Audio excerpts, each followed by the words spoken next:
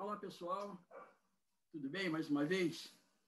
Na semana passada, o assunto da nossa aula foi discorrer a respeito dos comentaristas evangélicos que concordam que a reunião de Trode, nós estamos falando aí de Atos capítulo 20, versículo 7, que essa reunião teria sido uma reunião no domingo, e que a reunião foi feita a propósito, porque o domingo teria sido escolhido como um dia consagrado para ser um dia de guarda, um dia como era o sábado judaico, né, para usar a linguagem dos próprios comentaristas.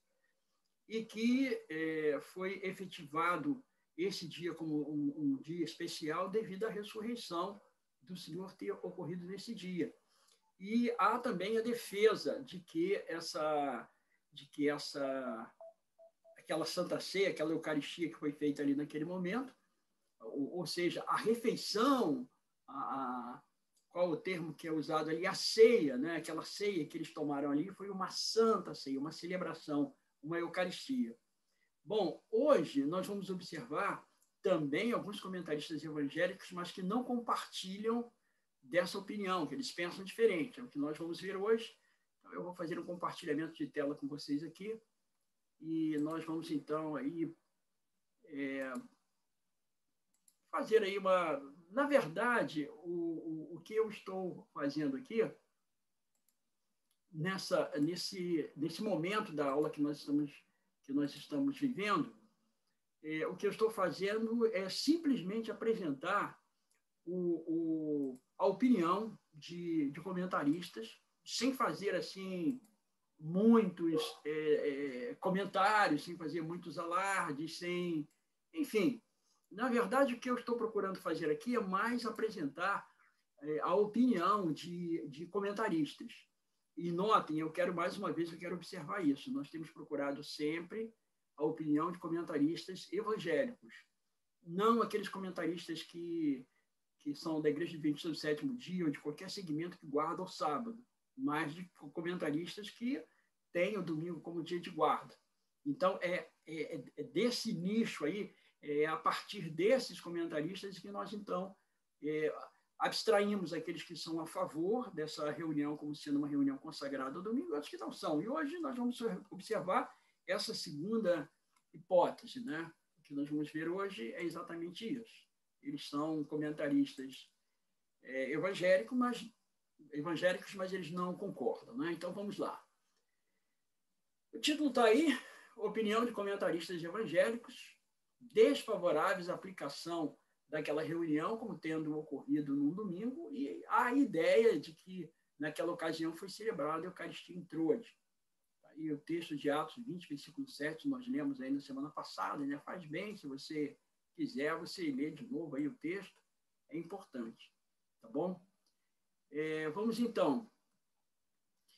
O que nós observamos na aula anterior? O que os comentaristas disseram? Qual foi a proposta deles? Então, primeiro, eu peguei aqui 3 pontos importantes. Os crentes em Troade reuniam-se regularmente aos domingos para o culto, e na reunião de Troade foi celebrada a Santa Ceia. Então, essa é a primeira proposta, como nós vimos na semana passada. Segundo, a referida reunião não ocorreu sábado à noite, segundo estes, mas no domingo.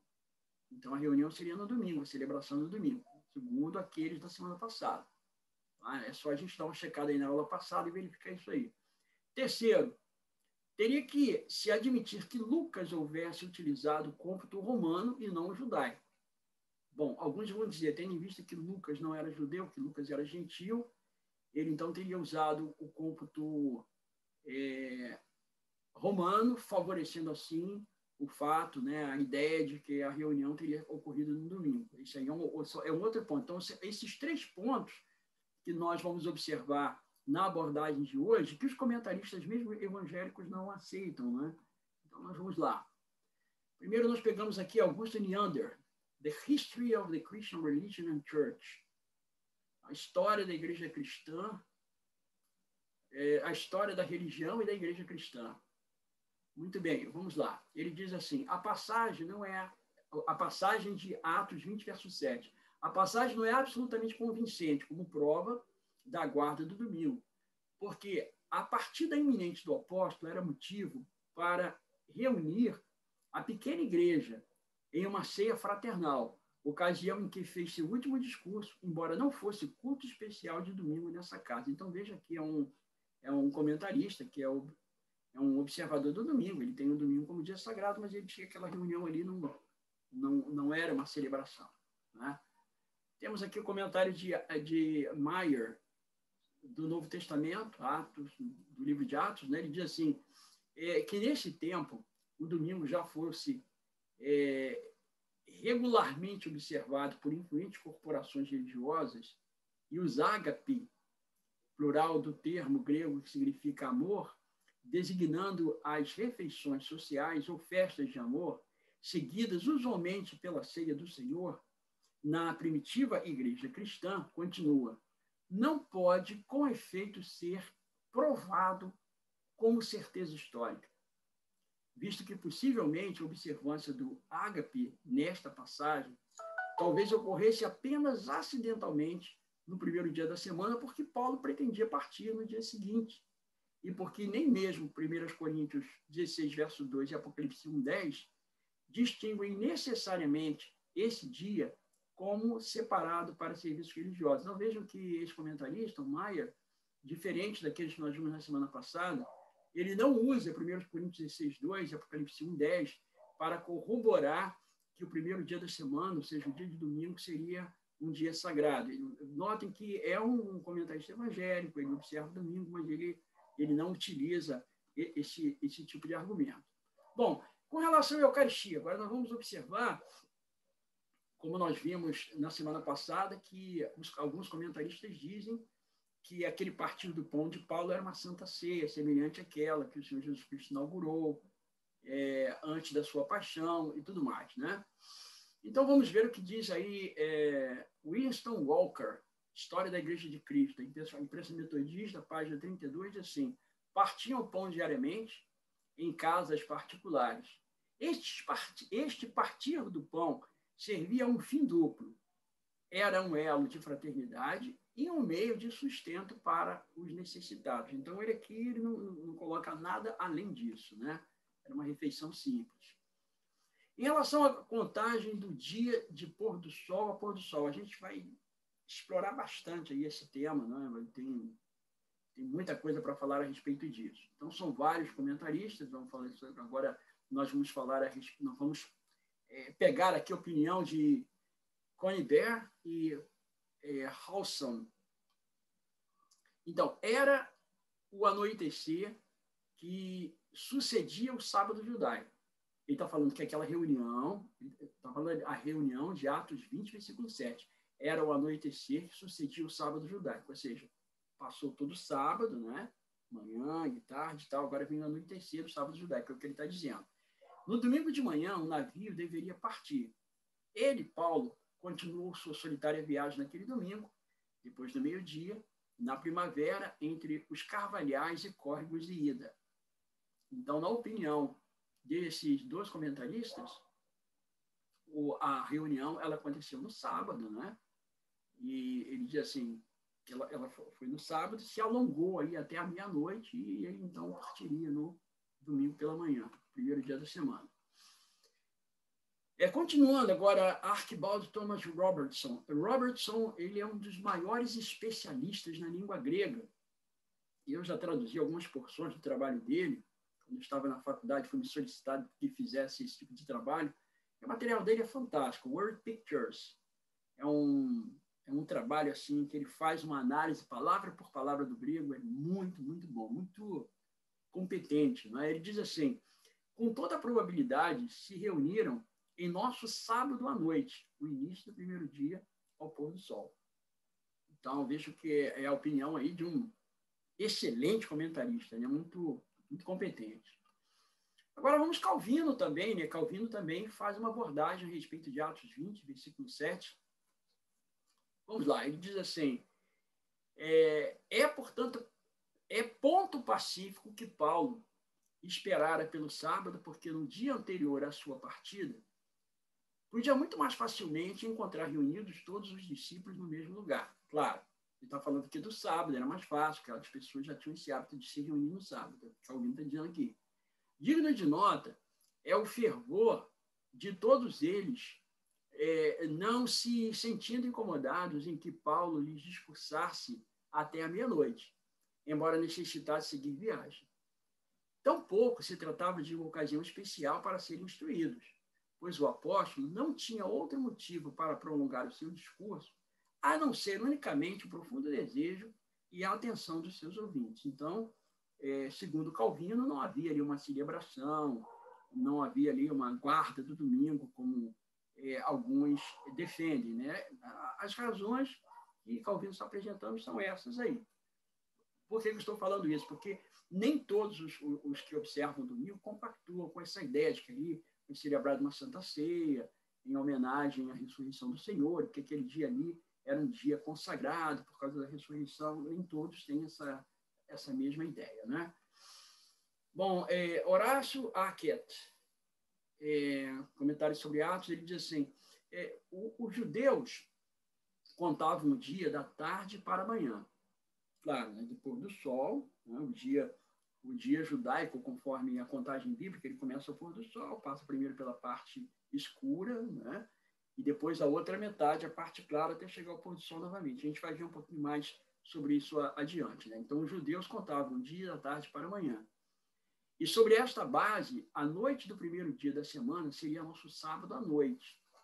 Se Lucas aqui contava assim, como supõem muitos comentaristas, o apóstolo, então, aguardava o término do sábado judaico e realizava a sua última reunião religiosa com os irmãos em Troade. Na noite de sábado, em consequência, recomeçara a viagem na manhã de domingo. Então, Paulo fez a reunião no sábado, ele prolongou esse discurso, depois do pôr do sol, foi até a meia-noite, mas no outro dia, então, ele partiu para a sua viagem. Moffat diz assim, Paulo e seus amigos não podiam, como bons judeus, iniciar uma viagem no sábado. Fizeram-na tão cedo quanto foi possível, a saber, na madrugada do primeiro dia, tendo o sábado expirado ao pôr do sol.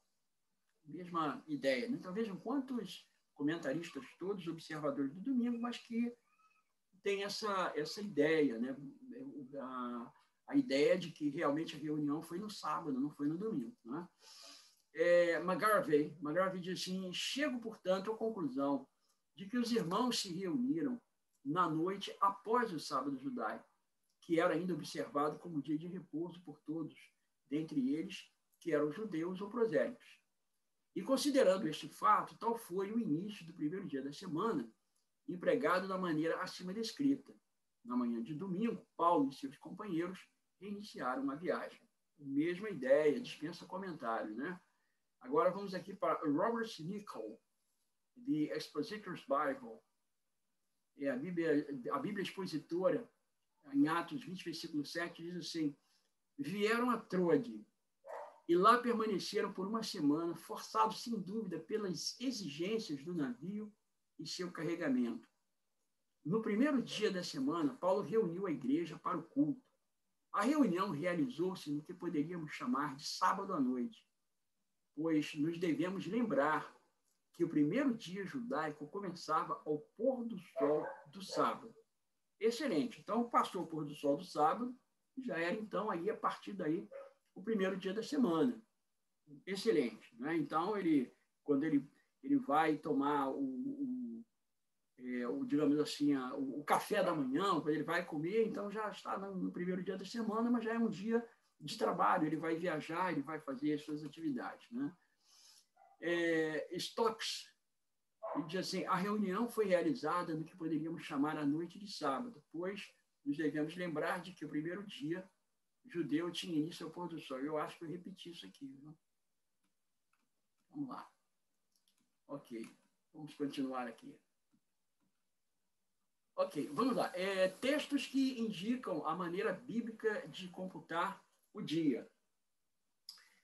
Eu não coloquei o texto aí, mas eu já fiz isso mesmo de propósito, para a gente poder abrir a Bíblia. Né? Então, você abre a sua Bíblia aí em Gênesis capítulo 1, versículo 5, nós vamos lá para a criação. Vamos ver a maneira como a Bíblia faz aí o cômputo do dia. que é bem diferente do cômputo romano, que surgiu aí no início da era cristã.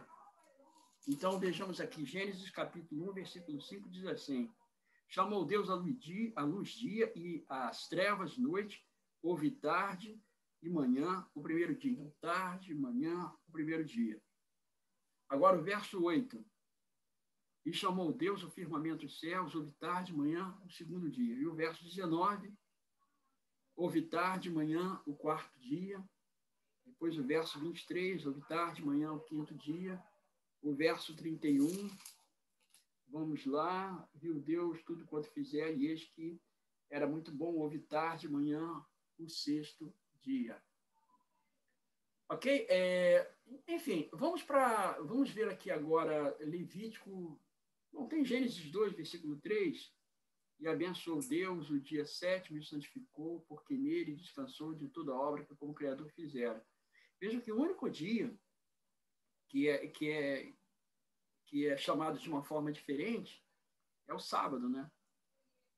Então, houve tarde, manhã, o sexto dia, quarto dia, primeiro dia, terceiro dia, né? E abençoou Deus o sétimo. Então, o sétimo dia foi um dia abençoado, e ele vai passar a ser chamado de maneira diferente, porque ele vai ser chamado de Shabá, ou seja, ele vai ser chamado de o dia de descanso, né? Agora vamos para Marcos, capítulo 1, versículo 32. Marcos 1, 32. Marcos, capítulo 1, versículo 32. Está escrito assim, vamos lá. À tarde, ao cair do sol, trouxeram a Jesus todos os enfermos. À tarde, ao cair do sol, ou seja, no pôr do sol. Então, é uma linguagem, é aquela mesma a linguagem que remonta à criação. Então, à tarde, ao cair do sol. Vamos agora para o capítulo 15, verso 42, aqui de Marcos ainda. Capítulo 15, 42.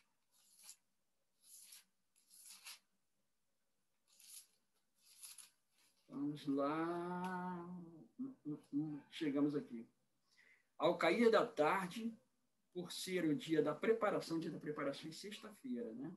Isto é, a véspera do sábado. Então, ao cair da tarde, do pôr do sol, por ser o dia da preparação, isto é, a véspera do sábado. Então, sábado é um dia que é chamado nominalmente de sábado. Os outros, eles são simplesmente enumerados, né? Interessante a gente observar esses detalhes. Bom, agora aqui eu já fiz diferente. Eu já coloquei o texto, para a gente poder ler o texto direto, tá? E eu coloquei aqui do lado esquerdo eu coloquei o cômputo bíblico, e do lado direito eu coloquei o cômputo romano. O cômputo romano ele vai aparecer no início da era cristã, mas a forma como a Bíblia expressa os dias é um tanto quanto diferente, nós vamos observar. Lucas 2, verso 8, diz assim: havia naquela mesma região pastores que viviam nos campos e guardavam seu rebanho durante as vigílias da noite. Então, os judeus, eles contavam vigílias da noite. Então, você tinha, por exemplo, a primeira vigília da noite, é logo depois do pôr do sol. Então, do pôr do sol, que cada vigília tinha 3 horas. Então, do pôr do sol, que é por volta de 6 horas da tarde, mais ou menos, do pôr do sol até 9 horas, você tinha a primeira vigília. De 9 horas até meia-noite, são as 3 horas, você tinha a segunda vigília. De meia-noite até 3 horas, aí você tinha a terceira vigília. E de 3 horas da manhã até 6 horas da manhã, você tinha a quarta vigília. Então, você tinha 3 vigílias. Desculpa, você tinha 4 vigílias, tá? De 6 às 9, de 9 de 9 à meia-noite, de meia-noite até às 3 e de 3 até às 6. Então, eram 4 vigílias que eram divididas, né? Então, eles assim, guardavam o seu rebanho durante as vigílias da noite, ou seja, eles guardavam o rebanho durante a madrugada, né? Então, esse não é o modo romano de expressar as horas. Agora aqui, outro, Lucas 4:40. Ao pôr do sol, todos os que tinham enfermos de diferentes moléstias o traziam, e eles curavam, impondo as mãos sobre cada um. Então, isso aqui, ao pôr do sol. Então, a gente está vendo aqui nitidamente a maneira de contar, né, do dia. Né? Ao pôr do sol, quer dizer, os romanos eles diriam às 6 horas da tarde, ou às 6h15, depende da época do ano. Né? Eu coloquei 6 aqui como um horário base. Então, eles diriam assim, às 6 horas da tarde. Né? Os judeus, eles dizem, ao pôr do sol. Por exemplo, Lucas 23:44, já era quase a hora sexta, e escurecendo-se o sol, houve trevas sobre toda a terra até a hora nona. Então, vejam, hora sexta, meio-dia. Hora nona, 3 horas da tarde. Então, os judeus, desculpe, os romanos, eles diriam quase meio-dia e diriam também 3 horas da tarde.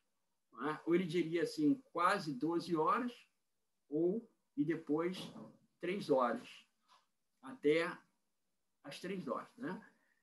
Então, vejam que é uma forma diferente de contar. Os hebreus eles tinham uma maneira peculiar, porque era a maneira bíblica de contar. Por exemplo, aqui em Lucas 23:54, está escrito assim, era o dia da preparação e começava o sábado. O dia da preparação em sexta-feira, como nós vimos no texto ali anterior. Era o dia da preparação e começava o sábado. Então, o dia da preparação era uma forma judaico-bíblica de falar. Então, o sábado começava, portanto, ao pôr do sol. Então, Lucas está utilizando aqui, a gente observa que em todos esses textos aqui, Lucas está utilizando o cômputo bíblico, a maneira bíblica de contar.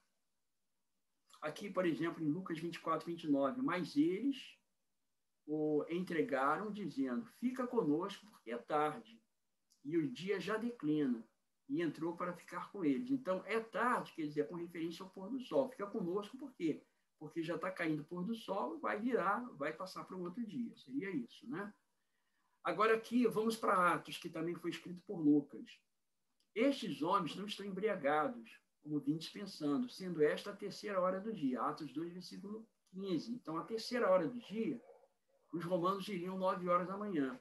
Os judeus falam terceira hora do dia, os romanos, 9 horas da manhã. Pedro e João subiram ao templo para a oração da hora nona. O que é a hora nona? A hora nona, 3 horas da tarde. Então, os romanos, do cômputo romano, eles diziam às 3 horas da tarde. Os judeus, ou aqueles que seguiam o cômputo bíblico, né, eles diriam hora nona. Atos 10:3. Esse homem observou claramente durante uma visão, cerca da hora nona do dia, um anjo de Deus que se aproximou dele e lhe disse. Então, no cômputo romano, seria às 3 horas. Né? Então, seria, se um romano estivesse falando, este homem se observou claramente durante uma visão, cerca de 3 horas da tarde, né? Ele falaria assim, não utilizaria essa forma de expressão. Atos 10, versículo 9. Do dia seguinte, indo eles de caminho e estando já perto da cidade, subiu Pedro ao eirado por volta da hora sexta, a fim de orar. O que é hora sexta? É meio-dia, 12 horas, meio-dia.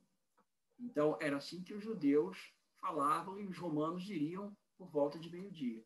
Então, notem que Lucas, ele sempre usa o cômputo bíblico, ele usa o cômputo judaico, ele não usa outro tipo de cômputo. Né?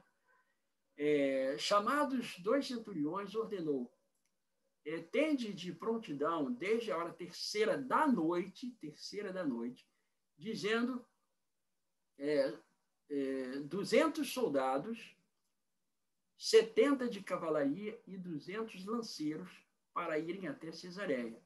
Então, vejam, aqui no cômputo romano, às 3 horas da manhã. Né? No cômputo bíblico judaico, 9 horas da noite. Então, aqui, você veja que se Lucas estivesse utilizando o cômputo romano, ele está dizendo assim, olha, desde a hora terceira da noite. Então, os romanos eles começariam a contar a partir da meia-noite. Então, a partir da meia-noite, a terceira hora seria 3 horas da manhã. Os judeus, se eles fossem contar a terceira hora da noite, como a primeira e às 6 horas, que é o pôr do sol, eles chegariam a 9 horas da noite. Bom, o nosso arrazoado aqui é o seguinte, seria impróprio que Cláudio Lísias mandasse escoltar Paulo às 3 horas da madrugada. É meio impróprio, né? Seria meio esquisito, meio estranho isso, né? Seria mais viável ele mandar que fosse às 9 horas da noite. Então, agora, é interessante a gente notar um fato, né? Se Lucas usa o cômputo judaico, se ele usa o cômputo bíblico em todas as ocasiões em que ele tem que se referir a um cômputo, tem que falar sobre dia, por que que aqui ele usaria exatamente o cômputo romano, né? E ainda mais quando dá uma discrepância de uma ordem para poder fazer uma escolta de alguém às 3 horas da madrugada. Então, realmente não tem muita lógica esse ponto, né? Bom, Arnaldo Cristianini foi um jornalista adventista, um homem que escreveu um bocado, né? Ele faz, depois de uma... Eu fiz extraí algumas citações do material dele, não todas, né? Na semana passada, basicamente, não teve nada de citação do material dele, mas hoje eu fiz, né? Tirei assim, alguns materiais e tal dele, e ele faz a seguinte conclusão, ele diz assim, ele chega a essa conclusão, depois de expor estes fatos incontraditáveis, afirmamos, ainda que a reunião de Trode se desse, sem sombra de dúvida, num domingo, e ainda que nela se celebrasse Santa Ceia, nada disso constituiria prova de que o dia de repouso houvera sido mudado, pois não há na Bíblia recomendação taxativa a respeito. Então, eu concordo com o pensamento de Cristianini. Foi o único adventista que eu coloquei aqui, né, porque não usei nenhum comentarista adventista, todos evangélicos, mas eu achei interessante essa conclusão dele e até concordo com ela. Né? Eu concordo bastante, e aí por isso é que eu achei interessante ser razoado e coloquei aqui. Ou seja, mesmo que aquela celebração tivesse ocorrido num dia de domingo, e mesmo que eles tivessem celebrado uma Santa Ceia ao invés de uma recomendação de uma refeição comum, isso não torna esse dia, o primeiro dia da semana, como um dia consagrado no lugar do sábado, porque não existe nas Sagradas Escrituras nenhum mandamento, nenhuma injunção, não existe nenhuma ordem, não existe sequer uma referência em que Jesus Cristo ou os apóstolos tenham mudado o dia de guarda do sábado para o domingo. Né? Isso aí é algo que realmente você não encontra. Nós observamos aí, temos estudado, temos analisado, e a gente não viu nada disso. Né? Bom, na semana que vem, nós vamos fazer um estudo. Dessa vez, nós não vamos usar comentaristas, tá ok? Chega de comentaristas, tá ok? Agora, na semana que vem, nós vamos fazer uma exegese. Nós vamos fazer, tá ok? Nós vamos fazer uma exegese, um estudo exegético em Apocalipse 1, versículo 10. O texto é: achei-me em espírito do dia do Senhor e ouvi por detrás de mim grande voz como de trombeta. Nós vamos analisar que dia do Senhor é esse. Nós vamos apresentar para vocês aqui algumas propostas que eu posso até antecipar para vocês, não é? Aí não tem problema. Então, o que poderia constituir o dia do Senhor? Então, nós temos aqui, as propostas são, vamos lá, a primeira, ser o primeiro dia da semana, o dia de domingo, como muitos comentaristas advogam, nós vamos analisar. Segundo, um dia de juízo, que é chamado dia do Senhor, ou dia do juízo.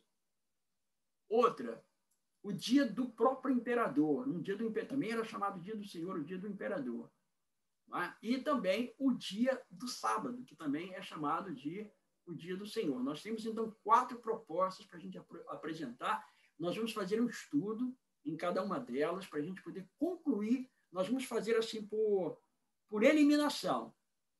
Nós vamos estudando e vamos eliminando até a gente chegar àquele que mais se aproxima, ou aqueles dados que mais se aproximam, para a gente poder chegar à conclusão de que dia é o dia do Senhor, conforme apresentado aí em Apocalipse capítulo 1, versículo 10. Esse é o tema da semana que vem.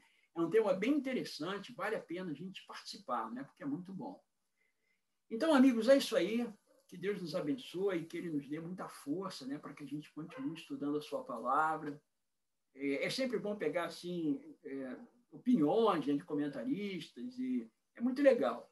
Eu tive o cuidado de pegar os comentaristas todos evangélicos, né? Eu coloquei apenas assim, uma razoada ali do Cristianini, mas eu tive o cuidado de pegar aí, os mais abalizados, os mais conhecidos, alguns antigos, outros modernos, para a gente poder ter uma ideia do pensamento evangélico com relação à questão da guarda do domingo e daquela primeira celebração suposta da Santa Ceia, não é? Dentre esses comentaristas, o que nós vimos? Na semana passada, nós vimos aqueles que apoiam essa ideia, que corroboram, e hoje nós vimos aqueles que não corroboram, não partilham dessa ideia. Mas, a partir daqui para frente, nós vamos começar agora a analisar o texto, fazer a exegese do texto, nós vamos analisar Apocalipse 1:10, depois nós vamos para outros textos, vamos analisar e vamos estudando e chegar à conclusão nós mesmos e vamos deixar um pouco de lado aí os comentaristas, tá bom? Então, que Deus nos abençoe, vamos continuar estudando a palavra de Deus para a gente poder chegar cada vez mais próximo àquilo que Deus propõe para cada um de nós, tá ok? Vamos então fazer uma oração, pedir a bênção de Deus para a nossa vida, para que Ele nos ajude, né, a ficarmos sempre firmes com Ele. Pai Celestial, louvadíssimo seja o Teu nome, Senhor. A Ti, ó Pai, a nossa gratidão pela Tua bondade sobre nós e porque Tu nos deixaste essa carta maravilhosa que é a Tua palavra. Pedimos, Senhor, que Tu nos ajudes a compreendermos cada vez mais aquilo, ó Deus, que Tu desejas que nós compreendamos e abençoa-nos, Senhor, para que nós possamos chegar sempre àquela conclusão que Tu pretendes, Senhor, para não sermos enganados, para ficarmos no trilho daquilo, ó Deus, que Tu esperas de cada um de nós.